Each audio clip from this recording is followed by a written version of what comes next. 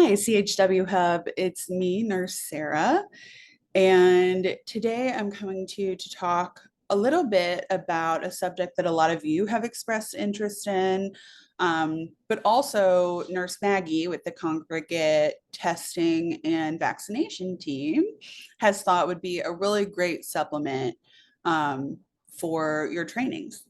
So that topic is stroke. And I'm going to go ahead and share my screen so that we can get started.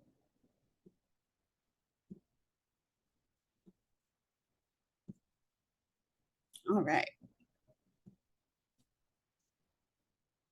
By the end of this presentation, you should be able to describe the two types of stroke, identify risk factors for stroke, list the long-term consequences of stroke, use the FAST acronym to identify warning signs of stroke, and explain the measures to prevent stroke. To begin, we'll discuss what a stroke is exactly. And, accidentally went forward. And it's an event that disrupts the blood supply to our brain. So strokes are medical emergencies, always. And there are two types of stroke, an ischemic stroke and a hemorrhagic stroke. An ischemic stroke occurs when there's a clot that blocks the flow of blood to our brain.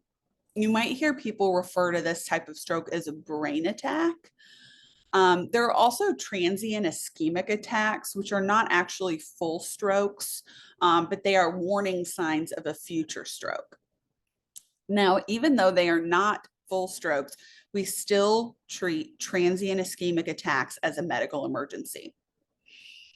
A hemorrhagic stroke is when a blood vessel bursts in the brain. And you may hear someone refer to this as an aneurysm or a brain bleed. Ischemic stroke accounts for most of the strokes that we see. So about 87% of all strokes are ischemic strokes. And with an ischemic stroke, something is blocking the blood from getting to the brain, either a blood clot or a fatty deposit called plaque, or another like large particle that can block the blood vessels in the brain. And in this case, we want to think about the brain not getting enough of what it needs. So when this happens, the brain can't get the oxygen that it needs from the blood to function. And time without oxygen leads to damage to the brain and even the death of tissues in the brain. And when this happens, those parts of the brain can no longer function normally, if at all. The American Heart Association has these live animations that shows you what happens during stroke. And I've put the link to that here at the bottom of this slide, and you can watch that later. I'll be sending out a copy of this deck to you. Hemorrhagic stroke makes up the other 13% of stroke, and it's caused by a ruptured or open blood vessel that bleeds into the brain. This can happen deep within the brain, and we call that an intracerebral hemorrhage, or it can happen on the surface level of the brain, and we call that a subarachnoid hemorrhage. And with either type of bleed, the problem is too much. Remember before with the ischemic stroke, we weren't getting enough blood to the brain. Well, with hemorrhagic stroke, we're getting too much blood in the brain, and it's causing a lot of pressure. When you think about the brain, it's landlocked, right? There's no space to expand. The skull is a very thick, hard, inflexible structure. So look here at this picture on the right. You can see how contained the brain is. During a hemorrhagic stroke, the pressure builds up, and there is just not enough room for all of that blood and the brain tissue and the cerebral spinal fluid to exist in that small space. And each time that this happens, there's more damage to brain tissues. This damage can be temporary or it can be permanent, but in either case, it is going to affect the brain's ability to function normally. Stroke can be incredibly debilitating, leading to paralysis of one or both sides of the body, difficulty speaking or understanding speech, memory loss, vision changes, behavioral changes, and stroke can be fatal. There are several risk factors for stroke, some of which you can change and some of which you can't change. In terms of risk factors that you can change, they include tobacco use. Any and all nicotine use damages your blood vessels, raises your blood pressure, and reduces the amount of oxygen that your blood can carry. Drinking too much alcohol also increases the risk of stroke. As a reminder, women should have no more than 1 drink per day, and men should have no more than 2 drinks per day. In terms of diet, high amounts of saturated fats, trans fats, cholesterol, and salt have all been linked to stroke, and not getting enough physical activity. When thinking about the risk factors that you cannot change, the risk of stroke doubles every 10 years after the age of 55. Females are more likely to have stroke than males. And this is largely due to hormonal changes that occur in women with prolonged use of birth control and during pregnancy.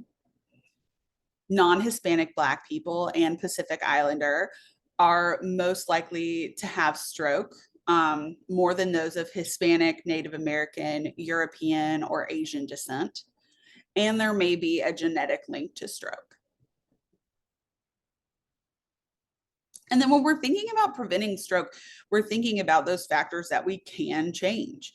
So choosing a diet low in saturated fats, trans fats, cholesterol, and salt, and that's high in fiber, will help in managing your cholesterol and your blood pressure.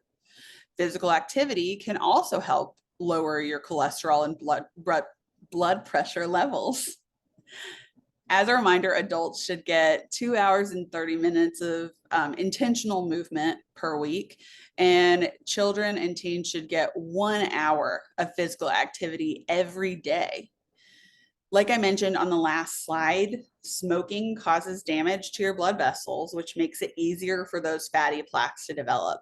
So decreasing smoking or quitting entirely will help in preventing stroke.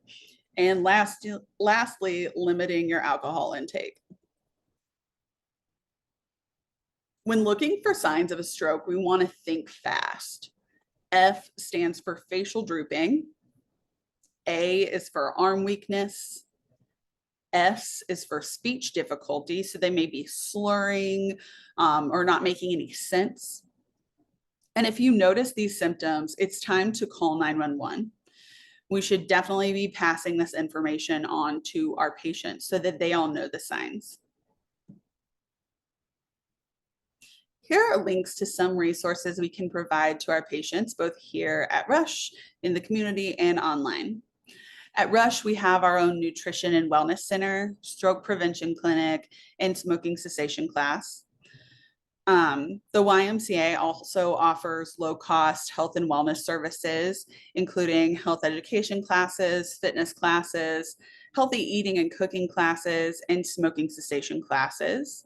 And this link for the YMCA will take our patients to a page that allows them to find the closest YMCA to where they live. And then lastly, the American Stroke Association has a really well done virtual stroke prevention education program that can be done at their own pace. It's really interactive and has cute animations that make it really fun. And that's everything for me. As always, I hope that you have a wonderful week. I hope to see you soon, and stay well.